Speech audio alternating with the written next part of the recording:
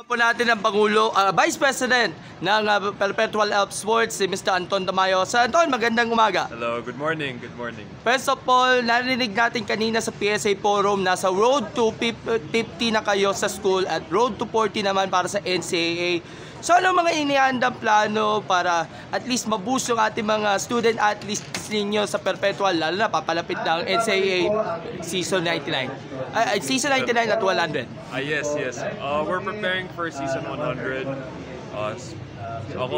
I'm trying to help out in the basketball team since marami kaming nawalang players. So right now we're recruiting for Season 100. Yung mga fresh grads, hopefully ready to play and ready to help our program.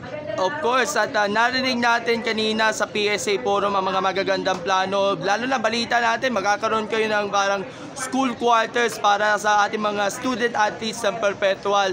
And of course, sa mga benefits na makukuha natin, lalo na sa mga galing sa mga probinsya natin, ano ang maaasahan natin para dito sa mga magiging plano for Perpetual para sa mga recruits at sa mga student athletes na rin? Well, I would say overall better benefits for the student athlete, not just financially but like as a whole. Okay. Sir Anton, ongoing na yon yung ating soft tennis competition. Ang Perpetual, isa sa mga top contenders para dito sa podium finish. Kamusta na yung of course supporter ng Perpetual lalo na sa soft tennis mo? Very supportive kami sa soft tennis. Very supportive. Yan yung one of the favorite sports ng dad ko actually. Alright. And what do you look forward to sa mga susunod na taon para sa Perpetual program? Ano ba mga maasahan natin na hindi natin nabanggit kanina sa PSA? Of course, hopefully getting our first championship. Tagal na namin sa NCAA pero hindi pa kami nagka-champion.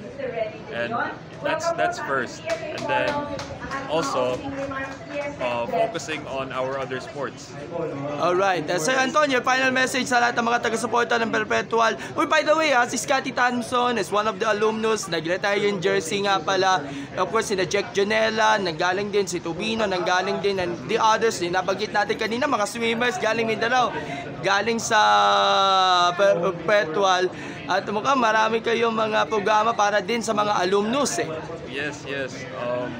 My message to them, the alumni. And of course, our student athletes, final message at sa mga taga-suporta na rin. Yes, please continue to support us.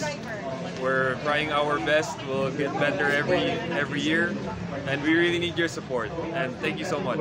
Thank you so much, Sir Anton. At makikibalita ulit tayo sa mga kaganapan po sa Perpetual. Salamat po! Thank you so much.